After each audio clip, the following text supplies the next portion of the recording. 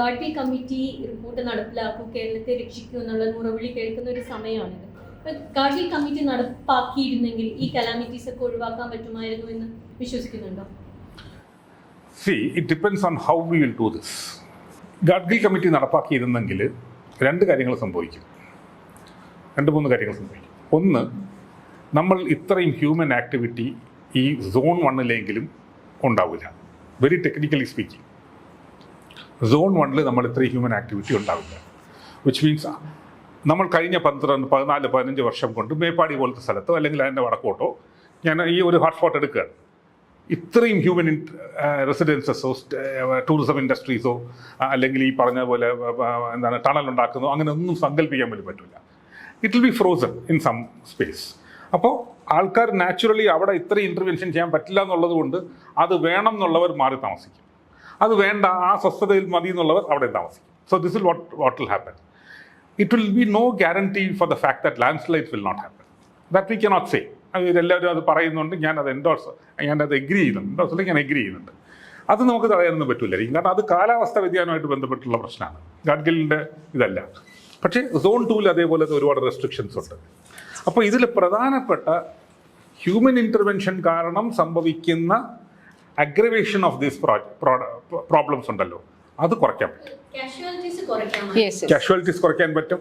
Intervention ഇപ്പോൾ റബ്ബറിൽ ഇത്രയും മഴക്കുഴികൾ ചെയ്തിട്ട് റബ്ബർ അങ്ങനെ ചെയ്യാൻ പറ്റില്ല, ക്വാറിയും ചെയ്യാൻ പറ്റില്ല. വിച്ച് മീൻസ് ദാറ്റ് ഈ വാട്ടർ സീപ്പേജസ് ഇത്രയും സംഭവിക്കുന്നത് കുറയ്ക്കാം.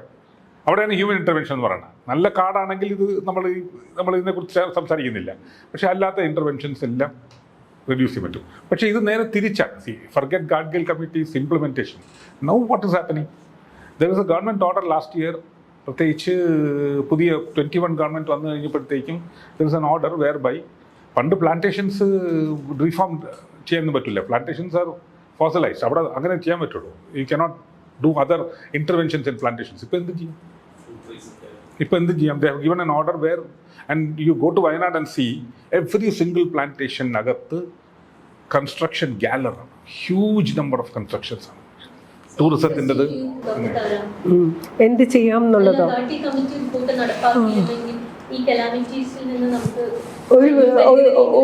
ഒരു വലിയ പരിധിവരെ ഇതിൻ്റെ ആഘാതം തീർച്ചയായിട്ടും നമുക്ക് കുറയ്ക്കാൻ പറ്റുമായിരുന്നു ഗാഡ്ഗിലിനെ കേട്ടിരുന്നെങ്കിൽ, അല്ലെങ്കിൽ ആ കമ്മിറ്റിയിലെ നിർദ്ദേശങ്ങൾ അടിസ്ഥാന പ്രമാണങ്ങളാക്കി വെച്ചുകൊണ്ട് നമ്മുടെ വികസന രേഖ തയ്യാറാക്കിയിരുന്നെങ്കിൽ. നമ്മളിപ്പോഴും ശ്രമിച്ചുകൊണ്ടിരിക്കുന്ന ബാഴ്സലോണ സിറ്റി പോലെയാകാൻ, അല്ലെങ്കിൽ സ്വിറ്റ്സർലൻഡിനെ പോലെയാകാൻ, കേരളമാകാൻ, നമ്മളാകാനേ സാധിക്കുള്ളൂ. അതാണ് സുസ്ഥിര വികസനം എന്ന് പറയുന്നത്. വികസനം എന്ന് പറയുന്നത് അതിൻ്റെ പദത്തിൻ്റെ നിർവചനം തന്നെ മാറ്റണം. വികസനം ആർക്ക് വേണ്ടി, എന്തിനു വേണ്ടി എന്നുള്ള ചോദ്യം നമ്മൾ ചോദിച്ചു തുടങ്ങണം. നമ്മൾ ഒരുപാട് ഒരു 6 വരി പാത വന്നാൽ നമ്മൾ വികസനമാകുമോ? ആ 6 വരി പാതയുടെ അവിടെ മലയിടിച്ചിൽ വന്നാൽ അതിന് നമ്മൾ ഉത്തരം പറയുമോ? അപ്പോൾ അവിടെ ചെയ്യേണ്ടത് എന്താ വെച്ച് കഴിഞ്ഞാൽ ഈ വയനാട് ഉരുൾപൊട്ടലിൻ്റെ പശ്ചാത്തലത്തിൽ നമ്മുടെ സർക്കാർ ചെയ്യേണ്ടത് ഇവിടെ കേരളത്തിലുള്ള എല്ലാ ശാസ്ത്ര സാങ്കേതിക സ്ഥാപനങ്ങളോടും അങ്ങോട്ട് ഡയറക്ഷൻ കൊടുക്കണം. സാധാരണ അവർ ശാസ്ത്ര ഗവേഷണ സ്ഥാപനങ്ങൾ അങ്ങോട്ട് പ്രോജക്റ്റുകൾ സമർപ്പിക്കാനാണ് ചെയ്യുന്നത്. അങ്ങോട്ട് നിർദ്ദേശം കൊടുക്കണം. നിങ്ങൾ പ്രാദേശിക തലത്തിൽ ദുരന്ത സാധ്യതാ മാപ്പുകൾ, ലാൻഡ് സ്ലൈഡിൽ തന്നെ തുടങ്ങാം, സാധ്യതാ മാപ്പുകൾ തയ്യാറാക്കാൻ പറ്റുന്ന GSI, അത് നോഡൽ ഏജൻസിയാണ്.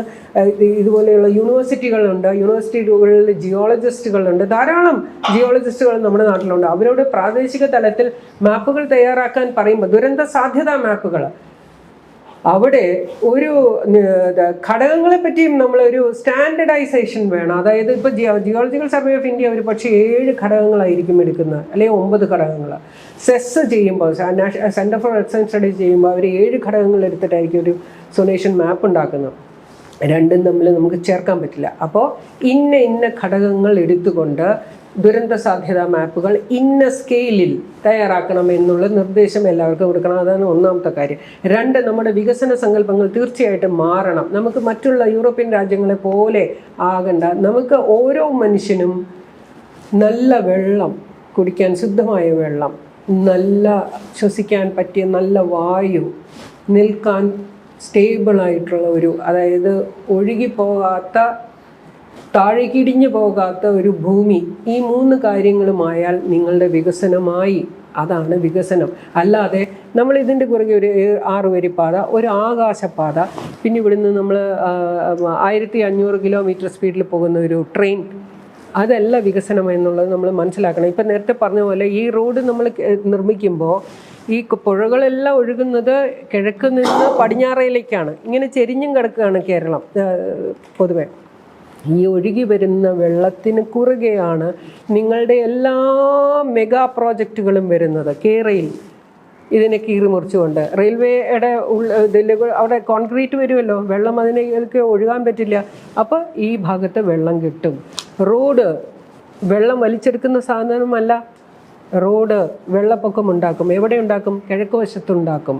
അപ്പോൾ ഓരോ തരത്തിലും എനിക്ക് തോന്നുന്നുണ്ട് ഈ പോളിസി ലെവലിൽ നമ്മൾ ഈ ഈ പോളിസികൾ ഉണ്ടാക്കുന്ന ആളുകൾ, നയരൂപീകരണ രംഗത്തുള്ള ആളുകളുടെ ഒരു സെൻസിറ്റൈസേഷനും ആവശ്യമുണ്ട്. അവർ നമ്മളെ മറ്റുള്ള രാജ്യമാക്കി മാറ്റാനല്ല, കേരളത്തിനെ കേരളമാക്കി മാറ്റാൻ, തിരികെ തരാൻ അങ്ങനൊരു ഇത് ഉണ്ട്. ഡോക്ടർ സച്ചിനോട് ലാൻഡ്സ്കേപ്പ് എക്സ്പേർട്ട് എന്നുള്ള രീതിയിലൊരു ചോദ്യം.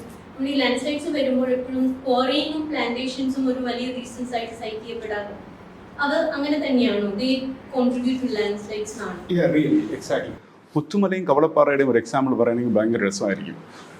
കവളപ്പാറയുടെ ഓപ്പോസിറ്റ് സൈഡ് ഞാൻ പോയിട്ടുണ്ട്. അത് റബ്ബർ പ്ലാന്റേഷനാണ്. അവിടെ ഒരു വിള്ളലുണ്ടായി എന്ന് പറഞ്ഞിട്ട് കവളപ്പാറ ലാൻഡ്സ്ലൈഡ് ഉണ്ടായതിനു ശേഷം ഞാൻ പോയിട്ടുണ്ട്.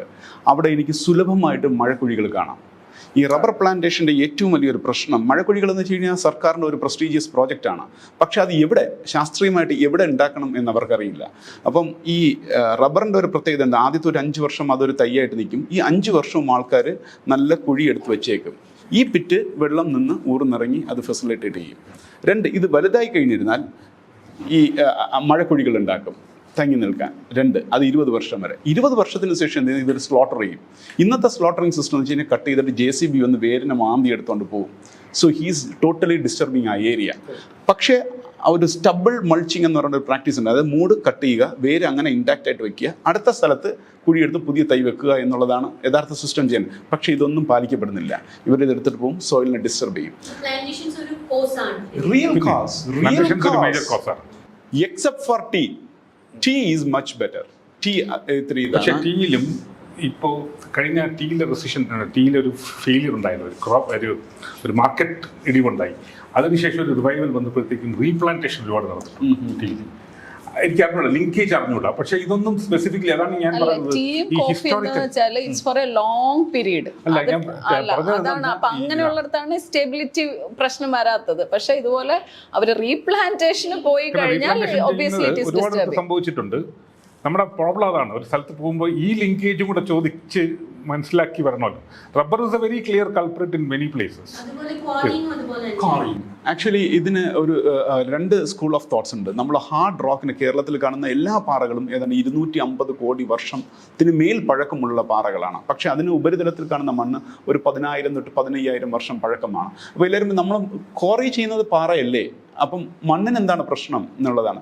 പക്ഷേ നമ്മൾ 2 തരത്തിലുള്ള ബ്ലാസ്റ്റിംഗ്, ഒന്ന് കൺട്രോൾഡ് ബ്ലാസ്റ്റിംഗ്, ഒന്ന് അൺകൺട്രോൾഡ് ബ്ലാസ്റ്റിംഗ്. സാധാരണ ക്വാറിയിൽ ചെയ്യുന്നത്, ഇപ്പം ടണലൊക്കെ ചെയ്യുകയാണെങ്കിൽ നമ്മൾ കൺട്രോൾഡ്, നമുക്ക് ആ ഷേപ്പ് കിട്ടണം, അതനുസരിച്ചിട്ടുള്ള ഇതാണ്. അല്ലെങ്കിൽ വലിയ ഡയമെൻഷൻ സ്റ്റോൺ ഉണ്ടാക്കണം, നമ്മൾ കൺട്രോൾഡ് ആയിട്ടാണ് ബ്ലാസ്റ്റ് ചെയ്യുന്നത്. ഇതൊക്കെ അൺകൺട്രോൾഡ് ബ്ലാസ്റ്റിംഗ് ആണ്. ഒറ്റ ഇതിൽ നമ്മൾ ഡിറ്റർമിനേറ്റർ വെച്ച് മാക്സിമം പാറ പൊട്ടിക്കുക എന്നുള്ളതാണ്. അപ്പം വേൾഡ് വൈഡ് സ്റ്റഡീസ് പറഞ്ഞിട്ടുള്ളത് ഇതിൻ്റെ വേവ്സ് അറ്റനുവേറ്റ് ചെയ്യുന്നത് ഏതാണ്ട് 200 മീറ്റർ കഴിഞ്ഞതിന് ശേഷമാണ്. അപ്പോൾ ഈ 200 മീറ്റർ വരയ്ക്കും ഒരു വൈബ്രേഷൻ ഉണ്ട്.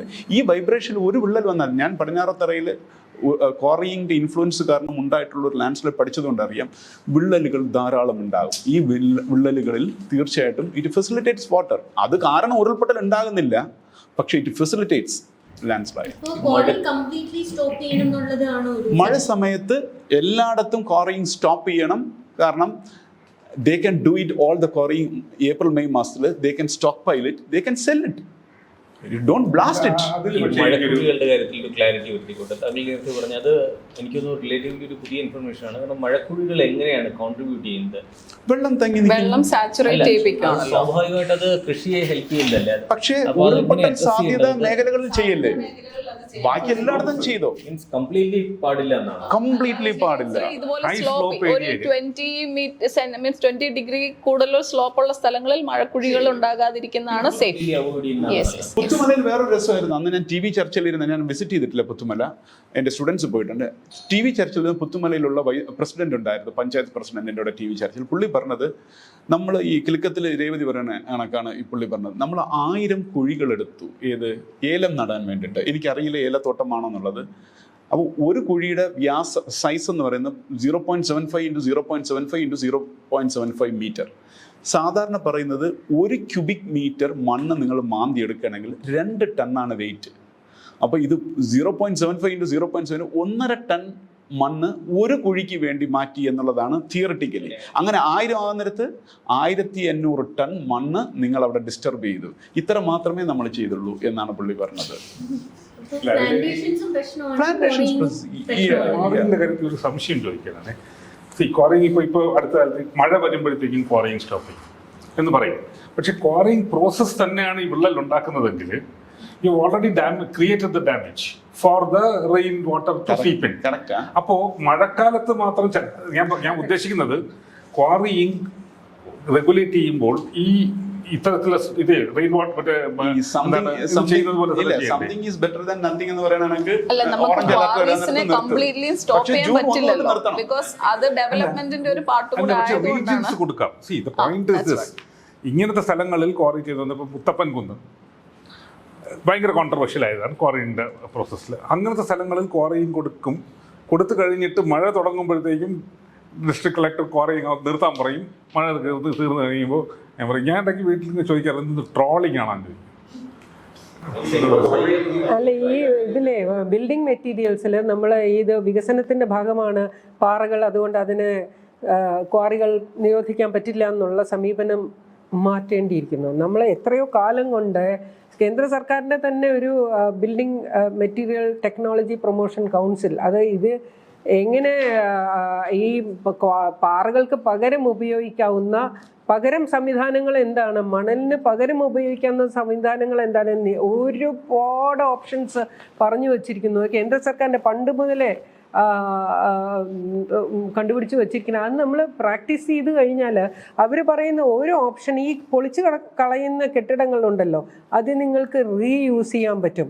ഈ പല ഇതും അനധികൃത കെട്ടിടങ്ങൾ, മറ്റേ എന്താണ് ആ ഇടിച്ച് പൊളിച്ച് കളഞ്ഞ ഇപ്പോൾ നമ്മുടെ കേരളത്തിലെ ഫ്ലാറ്റ് DLHൻ്റെ ഫ്ലാറ്റുകൾ, മരട് ഫ്ലാറ്റ്, ആ കൺസ്ട്രക്ഷൻ മെറ്റീരിയലിന് എന്ത് സംഭവിച്ചു നമ്മൾ ആരും അന്വേഷിച്ചിട്ടില്ല. വാസ്തവത്തിൽ അതൊരു അന്വേഷണാത്മകമായിട്ടുള്ള റിപ്പോർട്ടിംഗ് ആകാം, കാരണം ഇത് റീയൂസ് ചെയ്യാൻ പറ്റും. അതുപോലെ ഇവിടുന്ന് നമ്മൾ ഫ്ലൈ ആഷ് കയറ്റി അയക്കുകയാണ്, സിംഗപ്പൂരിലേക്കും ഒക്കെ കയറ്റി അയക്കുകയാണ്. നാഷണൽ ഹൈവേ പോലൊരു മെഗാ പ്രോജക്ട്, ഒരു നാഷണൽ ഡിസാസ്റ്റർ എന്ന് പറഞ്ഞൊരു പ്രോജക്ട്, അത് നമുക്ക് ഒഴിവാക്കാൻ പറ്റുന്ന ഒരു ഡെവലപ്മെന്റ് അല്ല അങ്ങനത്തെ ഒരു പ്രോജക്റ്റിന് ഇപ്പൊ നമ്മളൊരു ഫ്ലാറ്റ് ഇങ്ങനത്തെ ഒരു അല്ല, അവിടെ മുൻഗണന കൊടുക്കാമല്ലോ, മുൻഗണന കൊണ്ടുവരാം. അതായത് പ്രയോറിറ്റി തീരുമാനിക്കുമ്പോൾ നിങ്ങൾക്ക് പറയാം, നിങ്ങളുടെ സ്വകാര്യ വസതികൾ ഇത്ര ചതുരശ്ര മീറ്ററിന് അപ്പുറം പോകാൻ പാടില്ല, ചതുരശ്ര അടിക്ക് മുകളിൽ പോകാൻ പാടില്ല എന്നുള്ള നിയമം. അങ്ങനെയാണ് അതിനെ കൊണ്ടുവരേണ്ടത്. അല്ലാതെ നിങ്ങൾ വീട്ടിനകത്തേക്ക് പാറകൾ ഉപയോഗിക്കാൻ പാടില്ല എന്നല്ല, അതിനെ ലിമിറ്റ് ചെയ്യണം. ഒരാളോട് എന്തുകൊണ്ട് പ്രാക്ടിക്കൽ അല്ല? അല്ല, ഞാൻ ചോദിക്കുന്നത് നമ്മുടെ ഇപ്പോൾ എക്സിസ്റ്റിംഗ് ഒരു സിനാരിയോയില് നമ്മുടെ സൊസൈറ്റിയില് ഇത്ര സ്ക്വയർ ഫീറ്റിന് മേളിൽ വീട് പാടില്ല എന്ന് പറഞ്ഞു കഴിഞ്ഞാൽ അത് അല്ല, ഇത് നിങ്ങൾക്ക് ജീവൻ വേണോ? നിങ്ങൾക്ക് ഇവിടെ ഈ ആദ്യം സൊണേഷൻ മാപ്പുകൾ, മേഖലാ മാപ്പുകൾ തയ്യാറാക്കിയിട്ട് സോണിൽ ഇത് പാടില്ല, അങ്ങനെയാണ് പറയുന്നത്. ആ സോണില് നിങ്ങൾ ഇത്ര ചതുരശ്ര അടിക്ക് മുകളിലുള്ള വീടുകൾ പാടില്ല എന്നുള്ള നിയമം തീർച്ചയായിട്ടും മെറ്റീരിയൽസ് യൂസ് ചെയ്യാൻ ഹോളോ ബ്രിക്സ് കൊണ്ട് ഉപയോഗിക്കുന്നുണ്ട്. ഫ്ലൈ ആഷ് നമ്മൾ ഇവിടുന്ന് റോഡ് കൺസ്ട്രക്ഷൻ അങ്ങോട്ട് കയറ്റി അയക്കുകയാണ്. അവർ നല്ല മനോഹരമായ റോഡുകൾ ഉണ്ടാക്കുന്നു. നമ്മളിവിടെ ഈ പാറ പൊടിച്ചും കല്ല് പൊടിച്ചും. അത് എക്സാമ്പിൾ ആണ്. നോർത്ത് ഈസ്റ്റിൽ ഞാൻ പറഞ്ഞ എർത്ത്ക്വേക്ക് പ്രോൺ ഏരിയ ആണ്. അവിടുത്തെ കൺസ്ട്രക്ഷൻസ് എന്ന് പറഞ്ഞാൽ ഭയങ്കര ലൈറ്റ് ആയിട്ടുള്ള മെറ്റീരിയൽസ് വെച്ചാണ് ചെയ്യുന്നത്. അപ്പം ഒരുപാട് Japan is A very good example for that.